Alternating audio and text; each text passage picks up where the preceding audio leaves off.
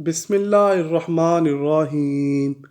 اکثر لوگوں کے ذہنوں میں یہ سوال گھومتا رہتا ہے کہ اسلام میں لونڈیوں کا کیا تصور ہے۔ یہ سوال کیا جاتا ہے کہ قرآن مجید میں اگر ان کا ذکر آ گیا ہے تو قرآن مجید کے احکام کی ابدی نوعیت کے پیش نظر ان سے تمتاع کرنا یعنی جنسی تعلق قائم کرنا ابھی بھی جائز ہونا چاہیے، بلکہ عملی طور پر بہت سے لوگ آج بھی گھریلو خادماؤں سے یا بے سہارا لڑکیوں کو اپنے پاس رکھ کر اسی بنیاد پر ان سے تعلق قائم کرتے ہیں۔ اس کے رد عمل میں بعض حلقوں کی طرف سے یہ استدلال پیش کیا جاتا ہے کہ لونڈیاں بھی منکوحہ بیویاں ہی ہیں۔ آئیے اس بارے میں تفصیل سے جاننے کے لیے قرآن و حدیث سے مدد لیتے ہیں۔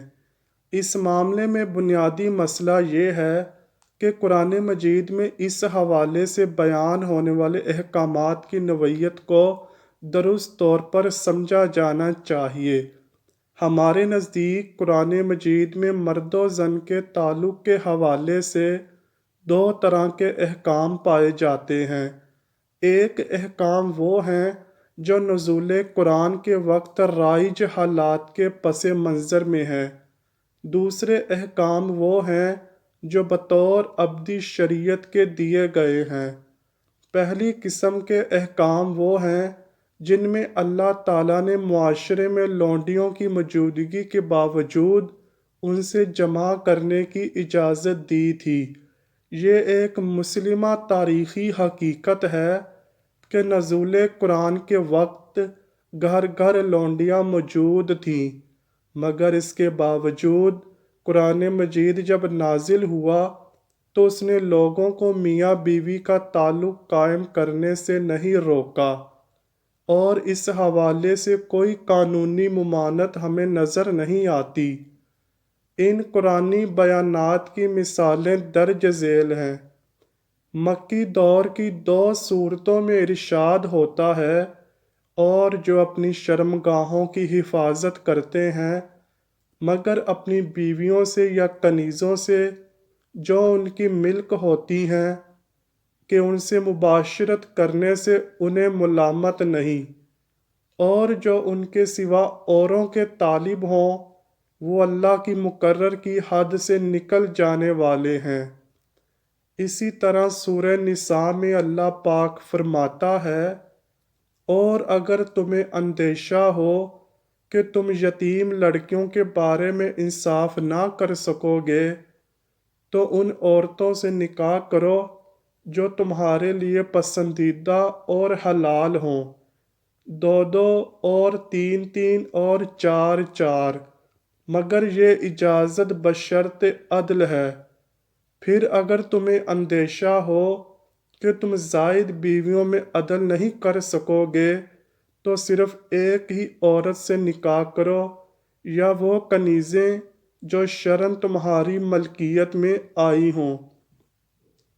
باندی سے اس کے آقا کے لیے جنسی خواہش پوری کرنا جائز ہے۔ قرآن کریم کی آیات اور احادیث سے بھی صراحت کے ساتھ اس کا جواز ثابت ہے، مگر باندیوں اور لونڈیوں سے مراد کیا ہے اسے سمجھ لینا چاہیے۔ باندیوں سے مراد وہ آزاد عورتیں نہیں ہیں جن کو عیاش طبقہ نے بطور داشتہ رکھا ہو، اور آزاد عورتیں جن کی خرید و فروخت ہوتی ہے وہ بھی اس سے مراد نہیں ہے۔ اور جس طبقے کو زور آور اور جابر طبقہ نے محض طاقت اور قوت کے بل بوتے پر غلامی کی زنجیروں میں جکڑ رکھا ہو وہ بھی مراد نہیں ہے۔ باندیوں سے مراد شرعی باندیاں ہیں، اور شرعاً باندیوں سے مراد وہ غیر مسلم عورتیں ہیں جو جہاد کے بعد غنیمت میں حاصل ہو گئی ہوں، پھر خواہ گرفتاری کے بعد وہ اسلام قبول کر لیں تو بھی باندی رہ سکتی ہیں، لیکن پہلے سے مسلمان ہوں تو انہیں گرفتار کر کے باندی بنانا جائز نہیں ہے۔ ان گرفتار عورتوں کو یا تو مفت میں رہا کر دیا جاتا ہے یا معاوضہ لے کر چھوڑ دیا جاتا ہے، یا ان کے بدلے مسلمان قیدیوں کو دشمن کی قید سے چھڑا دیا جاتا ہے۔ لیکن اگر انہیں احسان کے طور پر آزاد کر دینا ملکی مصلحت کے خلاف ہو اور وہ فدیہ بھی ادا نہ کرے تو اور تبادلہ اسیران کی بھی صورت نہ بن سکے، تو پھر اسلامی علاقہ یعنی دارالاسلام میں لانے کے بعد خلیفہ وقت انہیں غازیوں میں تقسیم کر دیتا ہے۔ اس تقسیم کی حکمت بھی ملکی اور تمدنی مصالح، معاشرے کی بہبود اور خود ان باندیوں کا تحفظ انہیں معاشرے کا ایک معزز رکن بنانا ہوتا ہے۔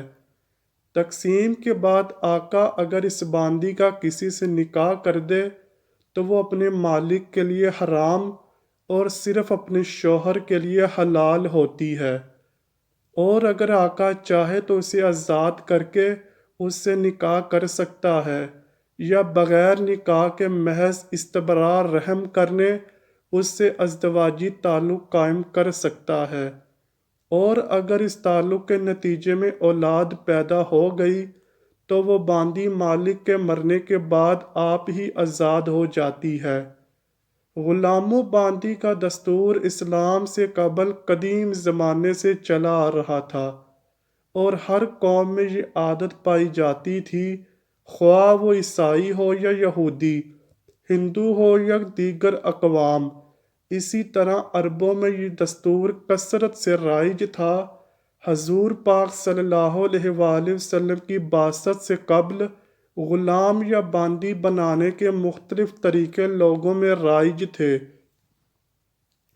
اول، جنگی قیدیوں کو غلام یا باندی بنانے کا طریقہ۔ دوم، لوگ فقر و فاقہ کے باعث یا قرض کے دباؤ میں آ کر اپنے بچوں کو یا خود اپنے آپ کو کسی کے ہاتھ فروخت کر دیتے اور وہ ان کو اپنا غلام یا باندی بنا لیتے۔ سوم، کسی جرم کی پاداش یا قمار بازی میں ہارے جانے کی صورت میں لوگ غلام بنا لیے جاتے تھے۔ چہارم، یوں بھی کسی کو چرا کر لے جاتے اور زبردستی غلام یا باندی بنا لیتے۔